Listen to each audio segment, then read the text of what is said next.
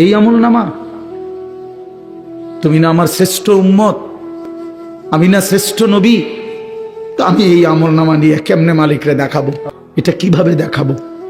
এজন্য আমরা এই কিতাবে পড়ছি উর্দুতে যে নবী তখন বলবে, উম্মত তুমি আমার এত বড় বেইজ্জতি কেমনে করলা? আজ হাসরের ময়দানে তুমি আমার উঁচা মাথা ছোট করে দিলা উম্মত। আমি তো এমনটা আশা করি নাই, আমি তো এমনটা আশা করি নাই। আমি তো 23টা বছর কোনোদিন ঠিক মতো খাই নাই, ঘুমাই নাই।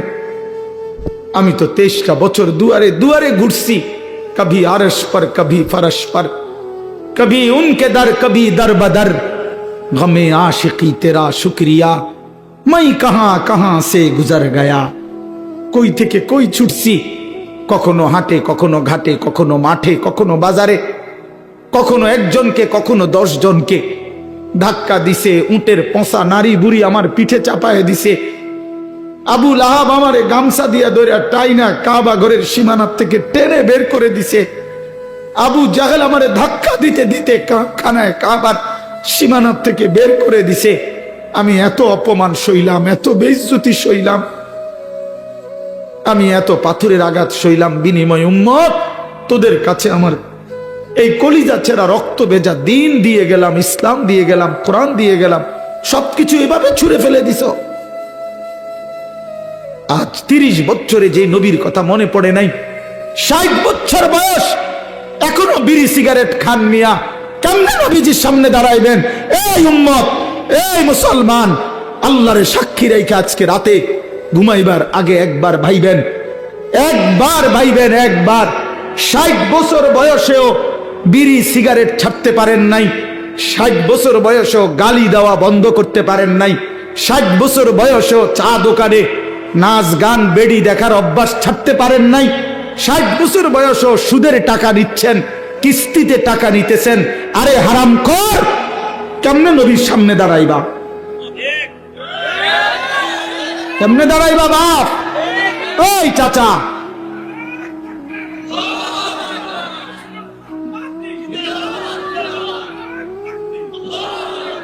কেমনে দাঁড়াইবা বাপ? কেমনে দাঁড়াইবা?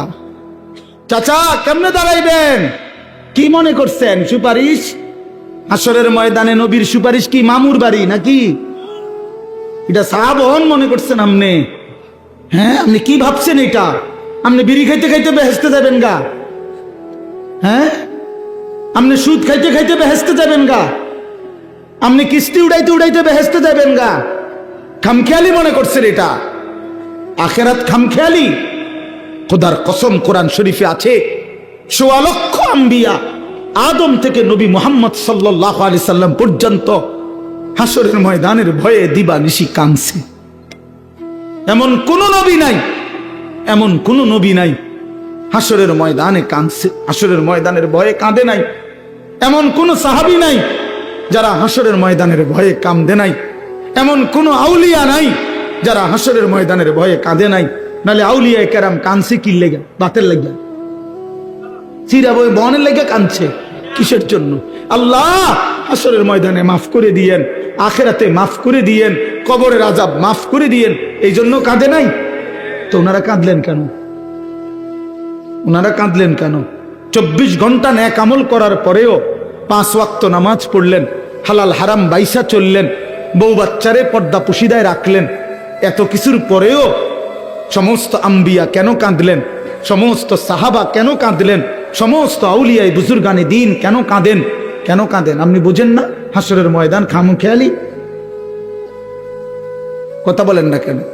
ওনারা কাঁদে আমল করার পরে, আর এবড়া সাদওয়ানে বইয়া বইয়া গপ মারে, এবড়া লম্বা লম্বা কথা কয় সাদওয়ানে, অমুকের ইমান নাই, তমুকের আকীদা বালা নাই, অমুকের। আরে বাপরে, সাদওয়ানে বইয়া বিড়ি খাইতে খাইতে কয় ভালো মানুষ তো নাই কইতে না, না চাচা, ভালো মানুষ থাকবো কইতে? ভালো মানুষের শেষ ব্যক্তি তো আমনে, পৃথিবীর সর্বশেষ ভালো ব্যক্তি তো আমনে। এই যে বিড়ি খাই না কাকু, আমনেই শেষ ভালো। এই আমনে আরি যে বেটার কাছে বিড়ির গন্ধে কাছে যাওয়া যায় না, আমনে পৃথিবীর সর্বশেষ ভালো ব্যক্তি। কোনো কারণে পৃথিবীতে আমনে যদি মরে যান, তো কিয়ামত সাথে সাথে ইসরাফিল ফু দিয়াল, কারণ এরপরে আর ভালো মানুষ আইব করতে। এবারটাই তো শেষ, এবারটাই তো সাদওয়ানে বইয়া সিদ্ধান্ত দিয়া দিছে ভালো মানুষ তো নাই করতো।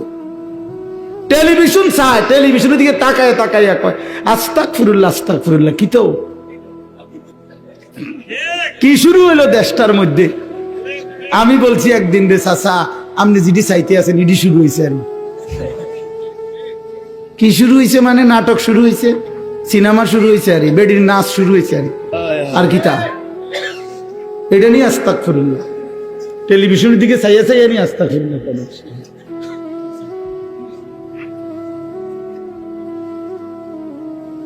আস্তাগফিরুল্লাহ আস্তাগফিরুল্লাহ। কথা শেষ। আমার বলার উদ্দেশ্য হলো আমি আপনাদের কাছে এতটুকুই বুঝাইতে চাইছি।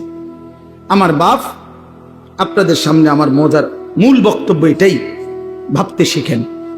কবর ভুলে গেলে হবে না, পাশ কাটলে হবে না। আপনি পাশ কাটটা যাইতে পারতেন না, এনে যাইতে হবে এটার ভিতরে, ঠিক কি না বলেন না কেন? আরে নওজোয়ান বলো না। তাইলে বন্ধু আমার বাপ, তুমি যেমন পড়ালেখা করছো আমিও পড়ালেখা করছি। আমি জেনারেল লাইনেও পূর্ণ পড়ছি, মাদ্রাসার লাইনেও পুরা পড়ালেখা করছি। এজন্য বন্ধু আমি সায়েন্স পড়ছি, আমি কুমিল্লা ভিক্টোরিয়া কলেজ থেকে মাস্টার্স পাস করছি, আমি বিজ্ঞান বিভাগ থেকে এসএসসি পাস করছি দাখিল। অতএব তুমি আমারে অনুরোধ করছি নওজোয়ান, তুমি ভুল করো না, তুমি ভুল করো না। শুধু ভাত মাছের হিসাব মিলাইলে হতো না, শুধু একটা চাকরি, একটা ব্যবসা, একটা বিয়া, একটা বিল্ডিং, একটা বিদেশ, বন্ধু আমার একটা মোটরসাইকেল, এতটুকুর হিসাব মিলাইলে হবে না দোস্ত। আমরা মুসলমান, আমাদের আখেরাত আছে, আমাদের কবর আছে। আর আপনারা যারা বাবা আছেন, অভিভাবক, আপনাদের কাছে অনুরোধ, আপনি এই সংসারের দিকে তাকাইয়া দেখছেন, বিল্ডিং করছেন, সোফা বানাইছেন, খাট বানাইছেন। আমার বাপ এতটুকু হিসাব মিলাইয়া মুসলমান কবরে গেলে হবে না। আমার জিফুতের লাগিয়া খাদ্য সংসারে সব করে দিয়ে আইছি। কি করে দিয়ে আসছি? এই সোফা টোফা এডি 20 বছর পরে দেখবেন আমনে আইলে কিচ্ছু নাই। 20 বছরের মাথাত কবর থেকে আইসা যদি দেখেন আমনের বানানো ফার্নিচার, একটা বদনাও, একটা লোডা ঘরের মধ্যে নাই, সব ফালাই দিছে। এগুলো আর এখন চলে না। জিঙ্গাইলে কইব দাদা ঠিক আছে আপনি বানাইছেন যত্ন করে, কিন্তু ওই মডেল এগুলো এখন আর চলে না, এগুলো আমরা ফেলে দিছি। আরো 5-7 বছর আগে যদি আমনে আইবেন জানতাম কবর থেকে, তাহলে না ওই টাঙ্গায় রাখতাম। কথা বুঝছেন? আসলে কি ফেলে দিবে এগুলো। আল্লাহর কথা বলতে পারা এটাই সৌভাগ্য। কম হোক বেশি হোক, অল্প জনের সামনে হোক আর বেশি জনের সামনে হোক। আবার আল্লাহর কথা শুনতে পারা এটাও সৌভাগ্য। আল্লাহর কথার জন্য ইন্তজাম করা এটাও সৌভাগ্য। এই জন্য সংখ্যা কোনো মূল বিষয় না, নির্দিষ্ট পরিমাণ সময় কোনো বিষয় না। নবী সাল্লাল্লাহু আলাইহি ওয়াসাল্লাম বলছেন বাল্লিগু আন্নি ওয়ালাউ আয়া, তার মানে একটি আয়াত, একটি বাক্য হলেও আমার কথা তোমরা পৌঁছিয়ে দাও। পরিমাণে কম হোক, তারপরও এই একটি কথাই তোমরা পৌঁছিয়ে দাও। হাদিসের মধ্যে আছে হযরত আবু যর গিফারি রাদিয়াল্লাহু তাআলা আনহু, তিনি বলতেন যে আল্লাহর কসম, তোমরা যদি আমার গর্দানের মধ্যে তলোয়ার রাখো এবং আমি যদি বুঝি তলোয়ার দিয়ে আমাকে কোপ দেওয়ার 1 মিনিট সময় বাকি, মানে কোপ দিতে দিতে আমি নবী সাল্লাল্লাহু আলাইহি সাল্লামের একটি বাক্য বলতে পারবো, যদি এটুকু সুযোগও আমি বুঝি, উনি বলেন আল্লাহর কসম আমি ওই মুহূর্তেও আমার রাসূলের কথা বলে দেব, ওই মুহূর্তেও বলব। এই ছিল সাহাবায়ে কেরামের হিম্মত, ফিকির। তাহলে এই জন্য বললাম আল্লাহর কথা বলতে পারা এটা অনেক বড় সৌভাগ্য। আল্লাহ তাআলা প্রিয় ভাই মাওলানা ইসরাফিলকেও পুরা দেশবাসীকে সাথে রেখে, সামনে রেখে কথা বলার তৌফিক দান করেন। মুআজ্জাজ মুহতারাম হাজিরিন, আমি আপনাদের সামনে পবিত্র কোরআনুল কারীমের দ্বিতীয় নম্বর পারা, দ্বিতীয় নম্বর সূরা। সূরাটার নাম সূরায়ে বাকারা। এই সূরার 185 নম্বর আয়াত তেলাওয়াত করেছি। আয়াতের অংশ বিশেষ, অর্থাৎ আয়াতটা একটু লম্বা, পুরা আয়াতটা পড়ি নাই, আয়াতের কিছু অংশ তেলাওয়াত করেছি। এই আয়াতটিকে সামনে রেখে মাহে রমজানকে উপলক্ষ করে সামান্য কিছু কথা। কিশোর নওজোয়ান যত ছেলে আছো বাপ, আমার অনুরোধ ভাইয়া, একদম ঘড়ি ধরা অল্প কিছুক্ষণ সময় আমি কথা বলবো, ইনশাআল্লাহ চেষ্টা করব। এই জন্য দয়া করে দোস্ত আমার অনুরোধ, এই হাতে ধরা যে মোবাইলগুলো, এগুলো নামায় ফেলো ভাইয়া। কেউ হাতে মোবাইল ধরে রেখে রেকর্ড ভিডিও এটা করা যাবে না, আমি অনুরোধ করলাম, এবং এটা আমার আদেশ। আমার এই কথাটা যদি কারো পছন্দ না হয়, সে উঠে চলে গেলে ভালো, নাহলে আমি ধমক দেব। এরপরে লজ্জা পাইবা ভাইয়া, এরপরে তুমি উঠে যাইতে বাধ্য হইবা। এজন্য দয়া করে হাতে ধরে মোবাইল যাদের, এটা নামায়া ফেলো, বন্ধ করে ফেলো। কেন? প্রশ্ন হলো কেন? কারণ হলো, বাস্তবিক কথা হলো, সারাক্ষণ মোবাইল ধরে রাখলে দিল জমে না, মানে অন্তরের মধ্যে কথা পৌঁছে না। এমনিতে মোবাইলে উঠে, ঠিক আছে, মোবাইলে জমা হয়, মোবাইলে তো আলহামদুলিল্লাহ প্রচুর ওয়াজ আছে, সব বক্তাদের। ও বক্তা ছাড়াও অনেক ব্যক্তিদের অনেক সুন্দর সুন্দর বিভিন্ন বিষয় ভিত্তিক আলোচনা, অনেক কিছু আছে, অভাব নেই। কিন্তু কথা হলো, আমার দিলে কি আছে, আমার জিন্দিগির মধ্যে কি আছে, এটা দেখার বিষয়। এটা একটা গুরুত্বপূর্ণ বিষয়। এই জন্য এটা ইনসাফের সাথে ভাবা উচিত। তো এই জন্য আমার উদ্দেশ্য হলো যে আমি নিজের জন্যই শুনি। প্রত্যেকে যদি এটা ভাবি যে আমি আমার নিজের জন্য কিছু কথা শুনি, তাহলে বরকত হবে। কোরআন আমার জন্য, আমাদের নবী সাল্লাল্লাহু আলাইহি ওয়াসাল্লামের হাদিস আমার জন্য, এটা মনে রাখতে হবে। আমাদেরও বলার দরকার নেই যে আমার জন্য, আমার কবর, আমার আখিরাত, আমার মিজান, আমার ফুলসিরাত, আমার হাসর, আমার মৃত্যু, আমার পরকাল। এই যে এই অনুভূতিটা এতটুকু যদি আমাদের দিলে ঢোকে, তাইলে আমাদের আখিরাত অনেক সুন্দর হবে, আমাদের জিন্দেগির ধারাটাই বদলে যাবে। আমি যদি এটা বুঝি, কবরও আমার, দুনিয়াও আমার, আখিরাতও আমার। আমার দুনিয়া আমি বাদ দিতে পারবো না, আমার আখিরাত আমি ভুলে যেতে পারবো না। তো বুদ্ধিমান তো সে দুইটাকে যে মিলায় নেয়। আমার দুনিয়ার প্রয়োজনও পূরণ হোক, আমার আখিরাতের নাজাতের ব্যবস্থাও হোক। আমার বউ বাচ্চার জন্য বাজার দরকার, ঠিক আছে, বাজারও করি। আমার জোহরের নামাজ ফরজ পড়া দরকার, তো সেটাও পড়ে ফেলি। আমার উপার্জন করা দরকার, নয়তো সংসার চলবে কেমনে, তো ঠিক আছে, আমি ব্যবসা উপার্জন হালাল পন্থায় চেষ্টা করি। আবার আখিরাতে বাঁচার জন্য হারাম থেকেও বেঁচে থাকি। এটা সম্ভব। একজন মানুষ যেহেতু দুনিয়াবি অসংখ্য কাজ করতে পারে, তাহলে আখিরাতের এই আমলগুলোও তার জন্য করা সম্ভব। কোরআনুল কারীমের মধ্যে আল্লাহ তাআলা বলেন, ফাআকিম ওয়াজহাকা লিদ-দীনি হানিফা ফিতরাতাল্লাহিল্লাতী ফাতারান নাসা আলাইহা লা তাবদীলা লিখালকিল্লাহ। আল্লাহ তাআলা বলেন, নিজেকে পুরা শতভাগ দ্বীনের উপরে ফিরায় রাখেন, অর্থাৎ 100 পূর্ণ দ্বীনের উপরে নিজের জিন্দেগি, নিজের চেহারা। তা এজন্য বললাম যে দুনিয়া আমারই, আখিরাতও আমার, মিলায় নিলেই হয়, গুছায় নিলেই হয়। তো বলতেছিলাম, আল্লাহ তাআলা বলেন, আমি বান্দাকে আমাকে মানার শতভাগ যোগ্যতা দিয়েই আমি আল্লাহ তাআলা তাকে সৃষ্টি করেছি। সৃষ্টিগতভাবেই আমাদের দেহে আল্লাহর সমস্ত হুকুম মানার যোগ্যতা আছে, সমস্ত নিষেধ ছেড়ে দেওয়ার যোগ্যতা আছে। এমন কোন শরীয়তের বিধান নাই যেটা পালন করার যোগ্যতা আমার মধ্যে নাই, অথচ আমাকে পালন করতে বলছে না, এমন হইতে পারে না। এমন হইলে এটা জুলুম। আমার কোমর বাঁকা হয় না, আমি রুকু দেব কিভাবে? আমি নিচের দিকে যাইতে পারি না, আমার হাঁটু ভাঙ্গে না, কোমরও বাঁকা হয় না, আমি সেজদা দেব কেমনে?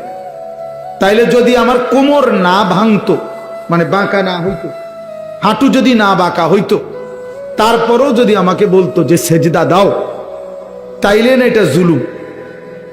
কি বলেন? তাহলে এখন আমাদের কোমর কি বাঁকা হয়, হাঁটু কি বাঁকা হয়? তো তাইলে অসুবিধা কোথায়? অসুবিধা কোথায়? এই জন্য বললাম বাপ, ইনসাফ করে চিন্তা করলে মানুষ যদি বিবেক খাটায়, সামান্যতম ন্যূনতম বিবেক যদি কারো দিল, বিবেক বুদ্ধি বিবেচনা যদি কেউ খাটায়, কাজে লাগায়, তাইলে খোদার কসম সে আল্লাহর নাফরমানি করতে পারে না। এজন্য যত লোক নাফরমান পাপী, ওরা মূলত বিবেকহীন, ওরা বিবেকহীন, ওরা বিবেক শূন্য, ওরা মূলত জন্তু জানোয়ারের জিন্দিগি যাপন করে। যে জীবন আল্লাহর আনুগত্য করে না, খোদার হুকুম মানে না, ওই জীবন জানোয়ারের জীবন। হ্যাঁ, ওটাই সত্য, এটাই জিন্দিগি। যে জীবন মনের ইচ্ছা মতো চলে, যা মন চায় তা, এটা জানোয়ারের জীবন, এটা কুকুরের জীবন। হ্যাঁ, কোরআন শরীফে আছে, আল্লাহ তাআলা বলছেন ওয়াত্তাবা হাওয়াহু ফামাসালুহু কামাসালিল কালব। সূরা আরাফের মধ্যে আল্লাহ বলে, মনের ইচ্ছা মতো যে চলে, আমার মনে যা চায় তা, কিসের নামাজ, কিসের আল্লাহ, কিসের রাসূল, কিসের কবর আখেরাত, হুজুরদের কথা বাদ দাও, এটা আমার মনে যা চায় তা, আমার যখন যেটা ভাল লাগে এটাই করব। মন চাইলে ঘুমাবো, মন চাইলে সজাগ থাকবো, মন চাইলে হাসে, মন চাইলে কাঁদে। এই যার যখন যা মন চায় তাই করে। আল্লাহর বিধান, রাসূলের বিধান, কোরআনের বিধান যে অনুসরণ করে না, খোদার কসম আল্লাহ বলছে ফামাসালুহু কামাসালিল কালব, তার উদাহরণ আল্লাহ বলেন কুত্তার মতো। কুত্তার মতো, এটা কুত্তা, এটা কুত্তা।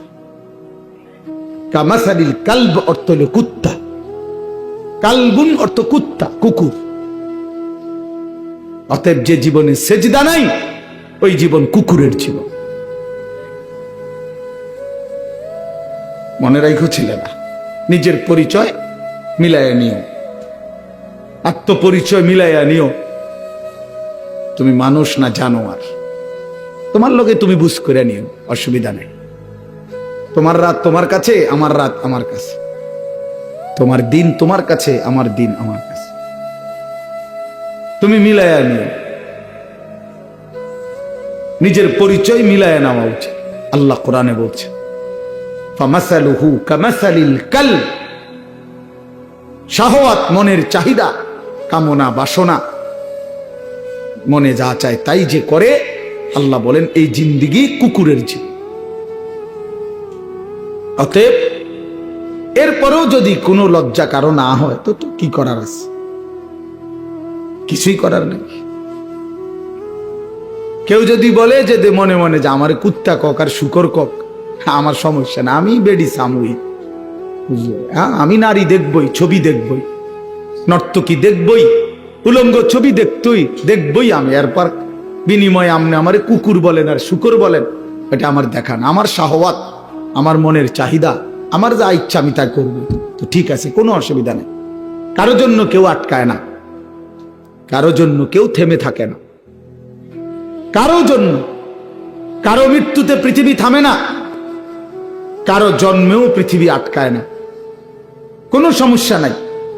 কিন্তু দোস্ত আমার, আমরা প্রত্যেকেই আলাদা আলাদা নিজ নিজ কবরে ফিরে যাব, এটা মনে রাখতে হবে। আলাদা আলাদা নিজ নিজ কবরে ফিরে যাব আমরা। কাজেই একাকী হতেই হবে, একদিন একাকী আল্লাহ তাআলার মুখোমুখি হইতে হবে। সেদিন টের পাবেন, সেদিন টের পাবেন। কোরআন শরীফে আছে আল্লাহাকুমুত তাকাসুর হাত্তা জুরতুমুল মাকাবির কাল্লা সাউফা তা'লামুন। আল্লাহ বলে, বান্দা, দুনিয়ার নেশায় আখিরাত ভুলে গেলা, তো মনে রেখো একদিন কবরস্থানেই পৌঁছবা, আর সেদিন আমি আল্লাহ তোমাকে জানাবো আমার প্রতিটা নাফরমানির শাস্তি কি। আমি জানাবো বান্দা, আমি দেখাবো তোমারে, তুমি দেখবা বান্দা, আমি তোমাকে দেখাবো, আমি তোমাকে বুঝাবো। এজন্য দোস্ত, নওজোয়ান, প্রিয় সাথী, এটা মনে রেখো বাপ, আত্ম উপলব্ধি, আত্মপরিচয়, আত্মসম্মান, আত্মমর্যাদা অনেক বড় সম্পদ। এটা বুঝা যে আমি কে, আসলে আমি একজন মুসলমান, আমার বাবা মুসলমান, আমার মা মুসলমান, আমার বংশ মুসলমান, আমার গোটা মহল্লা মুসলমান, আমি ইমানদারের সন্তান, অথচ আমি এক ওয়াক্ত নামাজ পড়ল না, 365 দিনে খোদার এক বছরে কোনোদিন ফজরের নামাজ পড়লো না। এটা মুসলমানের বাচ্চা, এটা মানুষের বাচ্চা, এইটা জানোয়ার না তো জানোয়ারটা কেন? এ জানোয়ার না তো জানোয়ার কে তাইলে? কে জানোয়ার তাইলে? এইটা অসভ্য না তো অসভ্যটা কে? এটা না তো কে অসভ্য? তাইলে আল্লাহ কাকে বলছে কুত্তার মতো? কাকে আল্লাহ বলছে ইনহুম ইল্লা কাল আনআম? আল্লাহ বলছে মনের ইচ্ছা মতো যে চলে তার পরিচয় আর কিছুই নয়, শুধুই জানোয়ার, আনআম, চতুষ্প জন্তু। কাকে বলছে বাবা? এই মানুষ রূপী এই জানোয়ারদেরকে বলছে, যাদের জিন্দেগিতে সেজদা নাই, আল্লাহ নাই, আখেরাত নাই। কে মা, কে বাবা, কি ধর্ম, কে বানাইছেন, কিচ্ছুর খবর নাই। মোবাইল, নারী, ছবি, অশ্লীল দৃশ্য, অসৎ বন্ধুদের আড্ডা, হাসি ঠাট্টা, সারা রাত মোবাইলে উলঙ্গ ছবি দেখতেছে, সকাল 9টা 10টা পর্যন্ত ঘুমায় আছে। হায় হায়, এটা বুঝি কোনো জিন্দিগি হইল বাপ? মানুষের জিন্দিগি তো এরকম হওয়ার কথা না। এক চতুষ্প জন্তু, এক রাস্তার কুকুরও তো এতক্ষণ ঘুমায় থাকে না। এক চতুষ্প জন্তু, জানোয়ারও তো এমন হয় না। এই জন্য বাপ এটা বোঝা উচিত। প্রিয় ভাই আমার, ছেলেরা আমার, কোনো একজনও যদি বুঝে থাকো তো তুমি মনে মনে হিসাব মিলাইও। তোমার বন্ধুর লগে না, তুমি একা হিসাব মিলাইবা। আসলে আমি কে? কে আমাকে বানাইলেন? কেন বানাইলেন? আমি কোত্থেকে আসলাম? তিনি আমার কাছে যা চাচ্ছেন আমি তা করছি কিনা? আমি যা করছি আমার আল্লাহ তা চাচ্ছে কিনা? প্রতিদিন নিয়মিত যে মানুষগুলো মৃত্যুবরণ করে তারা কোথায় যায়? কে তাদেরকে নিয়ে যায়? কেউ তো মরতে চায় না, কিন্তু কেউ তো থাকতেও পারে না। কোন অদৃশ্য মালিক তাদেরকে নিয়ে যাচ্ছে। বন্ধু, এতটুকু বিবেক যদি না খাটাও, বাবাদেরকেও বলি আপনিও যদি না খাটান, আখেরাত যদি না মিলান, কেমনে কবরে যাইবেন বাপ? কেমনে যাইবেন? খাট পালং আর সোফা ফার্নিচার বানাইয়া হিসাব মিলাই লেলেন, মানুষের দেখাইলেন খাট পালং সোফা, বিল্ডিং, দালান, টাইলস, জমি, গাড়ি। আহা বাবা, এগুলো কি মিলাইয়া গেলে? এগুলো তো আপনার আগেও পৃথিবীতে ছিল, আপনার পরেও থাকবেই পৃথিবীতে, কিন্তু আপনি কবরে কি নিয়ে যাচ্ছেন? আল্লাহ নবী সাল্লাল্লাহু আলাইহি ওয়াসাল্লাম বলছেন, ইয়াতবাউল মাইয়িতা সালাসাতুন, কোন মৃত ব্যক্তির সাথে, লাশের সাথে কবরস্থান পর্যন্ত 3 জিনিস যায়।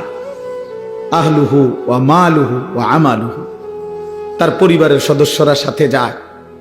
কিছু সম্পদ, মাল, এই যে লাশের একটা খাটিয়া, আগরবাতি, একটা কাপড়, ইত্যাদি ইত্যাদি, ছোটখাটো কিছু ঠুনকো মাল, সামান্য, এগুলোও সাথে যায়।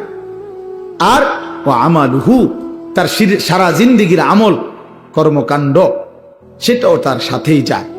ফায়ারজিউ ইসনান ওয়া ইয়াবকা ওয়াহিদ, 2 জিনিস ফিরে আসে। এক, তার বংশধর, পরিবার, মহল্লাবাসী ফিরে আসে, এবং ওই খাট কাপড়গুলোও ফিরে আসে। আর শুধুমাত্র তার আমল, ভালো কিংবা মন্দ, ওইটাই তার কবরের সাথে থেকে যায়। এই জন্য দোস্ত, আমরা আমাদের 1 সেকেন্ড 1 ঘন্টা 1 মিনিট একটা নিঃশ্বাস যেটা একবার পড়ছে এটা আর কোনোদিন আমরা হিসাবের বাহিরে আড়াল করতে পারবো না। কোরআনুল কারীমের মধ্যে আল্লাহ বলছেন, লা ইউগাদিরু সাগীরাতান ওয়ালা কাবীরাতান ইল্লা আহসাহা। এই ফেরেশতারা ডান কাঁধে বাম কাঁধের ছোট থেকে ছোট, বড় থেকে বড় জীবনের প্রতিটা স্পন্দন, প্রতিটা নিঃশ্বাস পর্যন্ত আল্লাহর কসম আমলনামার মধ্যে উঠায় রাখছে।